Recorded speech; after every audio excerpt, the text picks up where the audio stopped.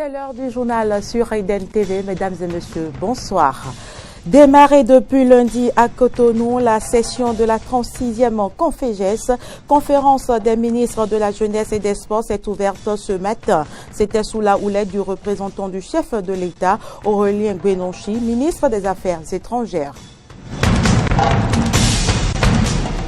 Signature de la du Front pour le sursaut patriotique ce jeudi matin, un document devant servir de base pour ses activités.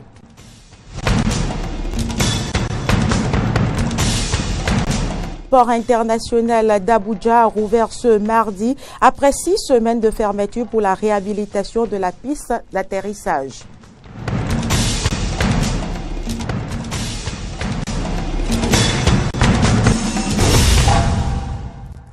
Bienvenue à vous si vous venez de nous rejoindre. La 36e édition de la Conféges, conférence des ministres de la Jeunesse et des Sports, se tient à Cotonou depuis le lundi 17 avril. Après la réunion des experts tenue du lundi au mercredi, la session ministérielle s'est ouverte ce matin en présence des délégations des pays membres de cette organisation francophone et sous la houlette des ministre des Affaires étrangères et de la coopération du Bénin, représentant le président de la République, Patrice Athanase Guillaume Talon, Roland Toneikes et Damien Pedro pour le point de la cérémonie. La 36e session de la Conféges se tient à Cotonou depuis lundi dernier et a connu la participation de tous les pays membres. La Conféges, conférence des ministres de la Jeunesse et des Sports de la francophonie, est l'instance de la francophonie qui s'occupe des questions de politique de jeunesse et de sport. À ce titre, elle tient tous les 2 ans une session ministérielle pour élaborer de nouvelles politiques dans le cadre de la promotion des jeunes et du développement du sport dans les pays ayant en partage le français. Maki Kiala Bolenga, ministre de la Jeunesse de la République démocratique du Congo, et Bourama Ali Harouna, respectivement présidente sortante de la Conféges et secrétaire général de la Conféges, ont remercié le gouvernement béninois pour l'organisation de cette session. C'est vous dire toute notre gratitude pour le grand honneur que vous faites à notre organisation commune de présider la cérémonie officielle de ce jour. Nous apprécions à sa juste valeur votre auguste présence qui confère à notre session une dimension exceptionnelle en plus de toutes les formes de délicatesse et d'hospitalité dont nous faisons l'objet. Après 3 jours de travaux des experts et le conclave des ministres, Oswald Omeki, ministre des Sports du Bénin, est choisi pour conduire les rênes de la Conféges jusqu'en 2019. Après avoir reçu les attributs de ses nouvelles charges, il prend des engagements vis-à-vis de ses pairs de la francophonie. Donc je voudrais placer mon mandat sous le signe de l'action. Agir pour concrétiser le libre ensemble. Agir surtout, mais agir en synergie. Je serai un président présent. Je serai un président doux, mais je serai un président ferme et rigoureux sur la méthode. Aurélien Gbenonchi, ministre des Affaires étrangères et de la coopération du Bénin, représentant le président de la République Patrice Talon, s'est dit rassuré de la confiance faite au Bénin au travers de la désignation du ministre Oswald Omeki comme président en exercice de la Conféges avant de procéder au lancement officiel des travaux qui prennent fin ce vendredi. Le Bénin vous donne l'assurance de jouer sa partition. Le Bénin vous donne l'assurance de conduire à bon port le navire Conféges pendant les 2 années à venir. Je voudrais vous dire que nous serons ouverts dans cette démarche de révélation de notre pays au monde et dans cette détermination à amener le pays vers nous. Je voudrais vous donner l'assurance, et c'est le président de la République qui m'a demandé de l'exprimer fortement et de manière résolue. Je voudrais vous donner l'assurance que nous serons présents, nous serons là pour répondre à tous les défis que vous souhaitez relever, que nous devons relever pour repositionner la Conféges, pour en faire une organisation qui se révèle, mais une organisation qui prend aussi son nouveau départ. Et au nom du président de la République, je déclare ouverte la conférence ministérielle de la Conféges. Je vous remercie. Au cours de cette session ministérielle, les textes de l'instance seront revus et un nouveau secrétaire général sera désigné en remplacement au Nigérien Bourama Ali Harouna, dont le mandat prend fin le 1er septembre 2017. Et puis au cours des activités marquant l'ouverture de la 36e édition de la Conféges ce jour, les meilleurs jeunes entrepreneurs ont reçu le prix d'excellence Bernadette Nicole Mapoké Ndongo. Suivons ici les impressions de quelques lauréats. Je suis très heureuse et très honorée, surtout que c'était un lourd poids qui pesait sur mes épaules parce que je ne suis pas seule dans cette entreprise. Nous sommes 4 jeunes Sénégalais qui ont réussi à accomplir cela. Donc il ne fallait surtout pas que je les déçoive. Et je représente également mon pays, le Sénégal, qui m'a fait confiance pour pouvoir les représenter. Donc je remercie l'État du Sénégal et la Conféges également en passant. Et voilà, je suis très heureuse, très honorée d'avoir reçu ce prix aujourd'hui qui pourra nous permettre d'aller de l'avant. Il y a énormément de déchets plastiques, il y en a au moins 5 millions par jour. Donc c'est vraiment un fléau, un problème de santé publique, un problème environnemental auquel il fallait apporter une solution. Donc ce que nous faisons déjà, c'est que nous sensibilisons. Nous allons dans les écoles pour déposer des poubelles, apprendre aux jeunes comment trier et collecter. Ensuite, nous prenons ce plastique-là, que nous transformons, que nous leur redonnons une seconde vie. Et voilà, nous confectionnons des pavés à base de ces sachets plastiques-là. C'est un sentiment de joie qui m'anime vraiment. Je fais la production de l'arachide en divers mets et en biscuits d'arachide, pâte d'arachide pure, pâte d'arachide épicée, la farine enrichie pour les nourrissons à base d'arachide, l'huile d'arachide, du chocolat d'arachide et du congara à base d'arachide. Pour moi, ça me fait chaud au cœur. Je viens du Togo. C'est une bataille rude qui a été sur le site. Les entreprises sont vraiment à la hauteur et nous n'avons pas démérité cette place et c'est très content et nous allons réinjecter ce qu'ils nous ont donné dans l'entreprise pour pouvoir être performants dans la sous-région. L'équipement que nous réalisons, il y a les kits solaires, les pompes et nous montons déjà les congélateurs pour la conservation des vaccins.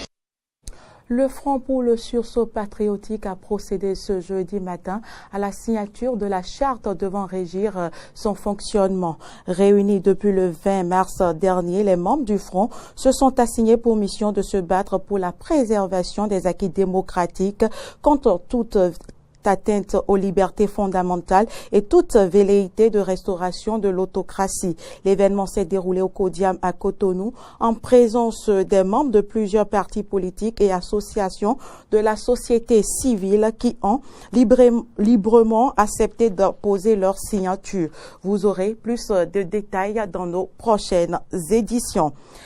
L'opérateur économique Sébastien Adjavon, arrivé 3e à l'élection présidentielle au Bénin, a rompu le silence ce week-end à travers un entretien accordé à quelques journalistes. C'est sa première sortie après les affaires de cocaïne qui l'ont accablé. Quelle analyse peut-on faire sur le fond et la forme de cette sortie médiatique?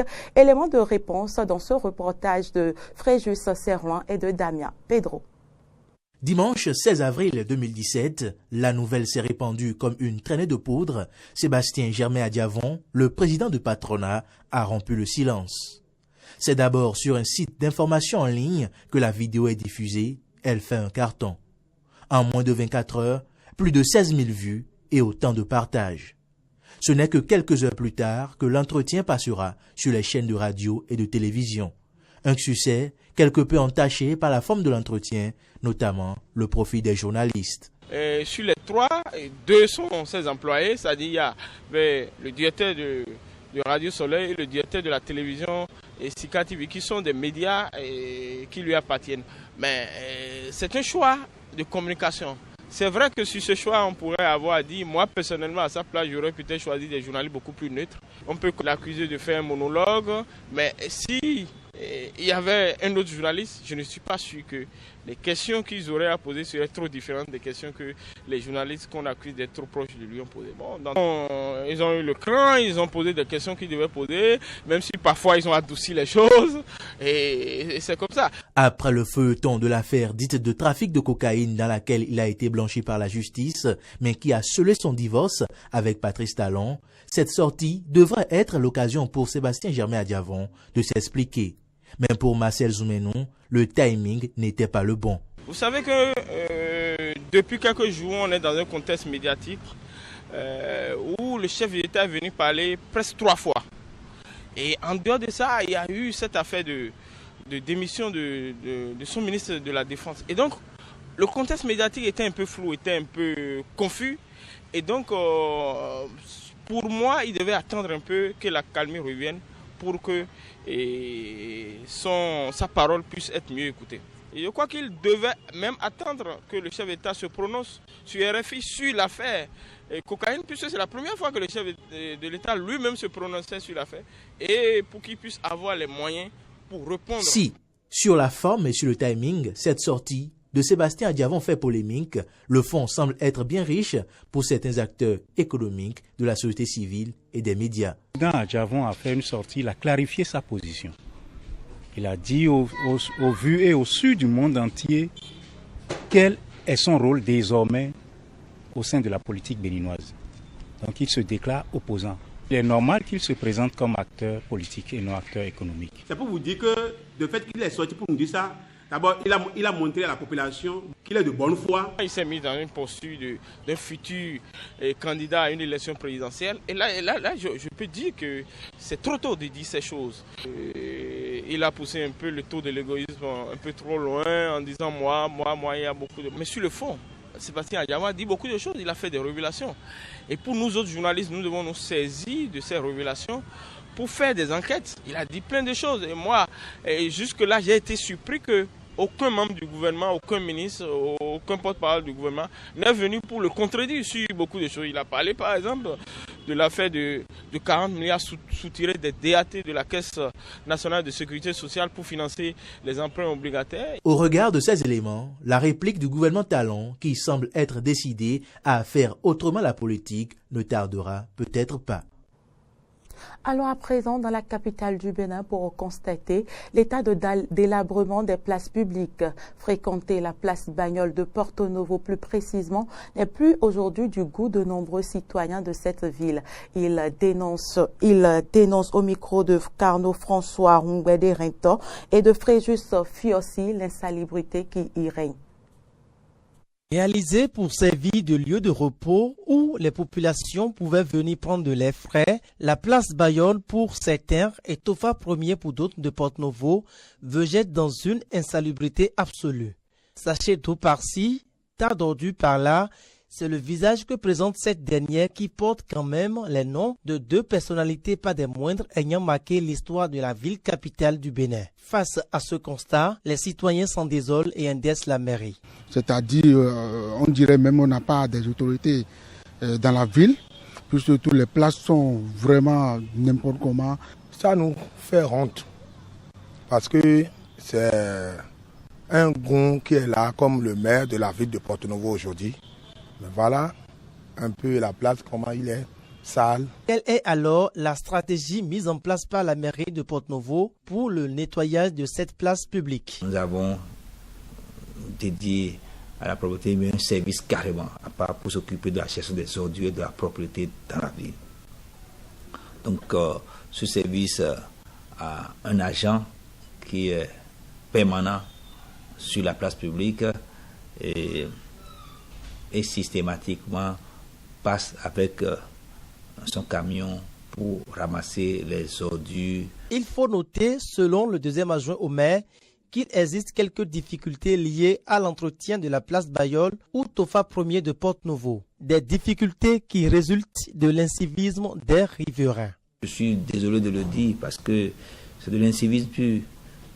Malgré la sensibilisation, malgré qu'il y a des quartiers qui sont identifiés, répartis avec les collecteurs identifiés, connus pour pouvoir passer, sensibiliser pour que les gens s'abonnent. Malgré tout cela, vous faites le nettoyage propre, le lendemain vous passez, vous avez vu que les gens de très loin ont amené des ordures qu'ils ont jetées à ce niveau-là. Face à cet état de choses, citoyens comme autorités lancent des appels. Je les exhorte respectueusement, surtout notre maire Emmanuel Jossou, puisque lui aussi c'est un homme de propreté, il maîtrise bien le cadre dans lequel il est. Donc je lui conviens quand même de voir aussi en un clin d'œil pour voir comment il peut gérer la place. avait fait appel aux autorités de Porto Novo. Mais eux croyaient que c'est la politique. C'est ce qu'ils croient. Ils sont là, tournés.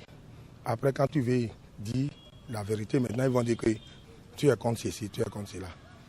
C'est dommage. Et la contribution de nos populations, leur contribution est indispensable. Chaque citoyenne, chaque citoyen de Porto Novo a le devoir de payer l'enlèvement de ces ordures. Comme vous avez payé pour consommer, vous devez payer pour vous débarrasser des ordures. L'entretien d'un espace public ne revient pas seulement qu'aux autorités communales. La population a aussi son rôle à jouer. Hors du Bénin, l'aéroport de la capitale du Nigeria, Abuja, a rouvert mardi après 6 semaines de fermeture pour réhabiliter la piste d'atterrissage où les vols commerciaux ont repris. Avec un jour d'avance sur le calendrier officiel, l'aéroport international d'Abuja a accueilli pour la première fois depuis sa fermeture le 8 mars un vol commercial, un Airbus A350 affrété par la compagnie Ethiopian Airlines qui a atterri vers 11h GMT. La piste d'Abuja est achevée à 100% et certifiée par l'administration de l'aviation civile du Nigeria.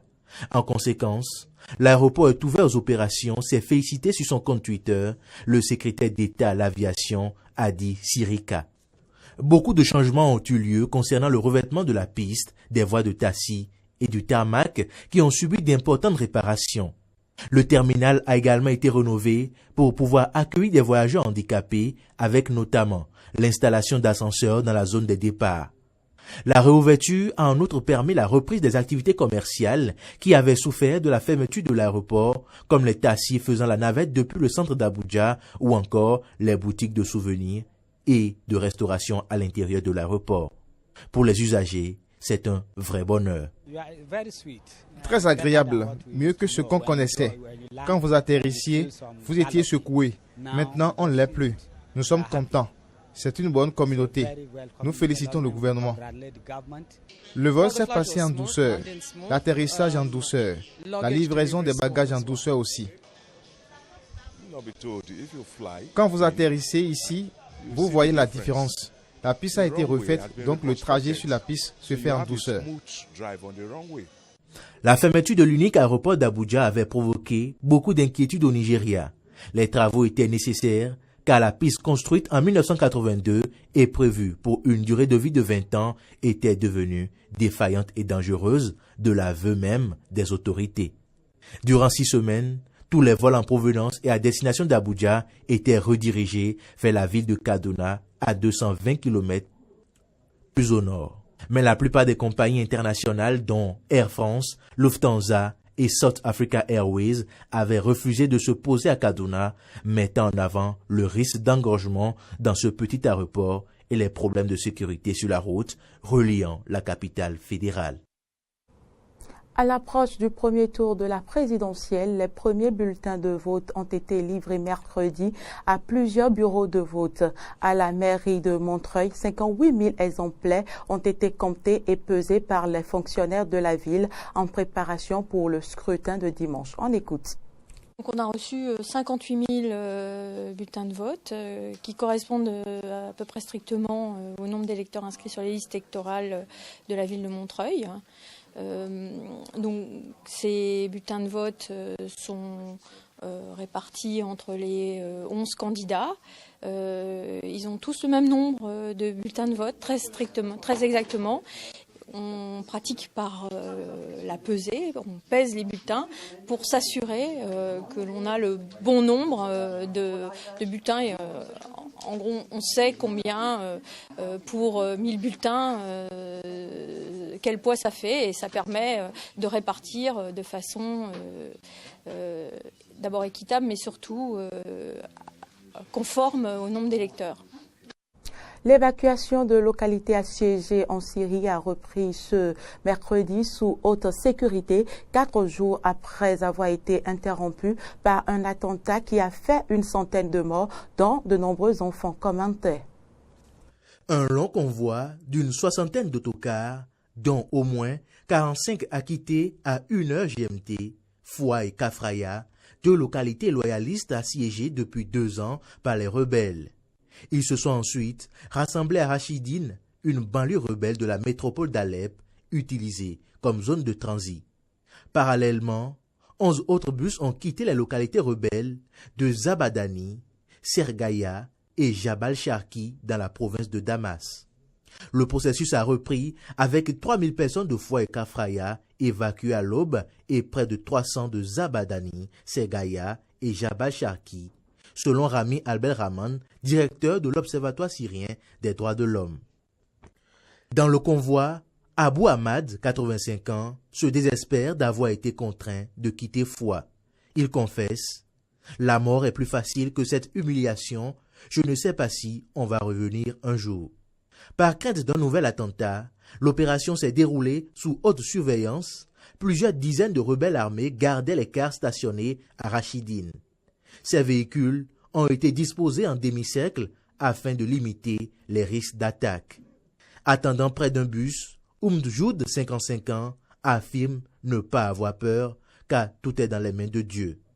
Samedi, la première opération avait tourné au carnage lorsqu'un véhicule piégé avait explosé devant des bus sortis de Foua et Kafraya, faisant au moins 126 morts, dont 68 enfants, selon l'Observatoire syrien des droits de l'homme.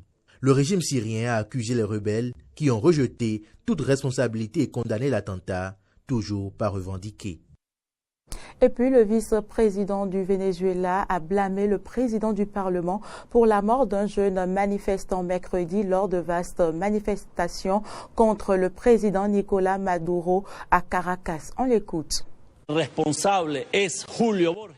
responsable, c'est Julio Borges, qui transmet et n'a cessé de transmettre un message de violence, de haine, d'intolérance et donc, nous devons de signaler que nous le tenons responsable de ces faits. Aujourd'hui, nous pouvons finalement affirmer que nous avons vaincu la spirale de la violence putschiste que l'opposition de droite, de terroristes et de traîtres a voulu nous imposer. C'est la fin de ce journal. Merci de l'avoir suivi. Nos informations sont aussi à suivre sur les réseaux sociaux Facebook et Twitter et sur notre site internet benin.eden.tv.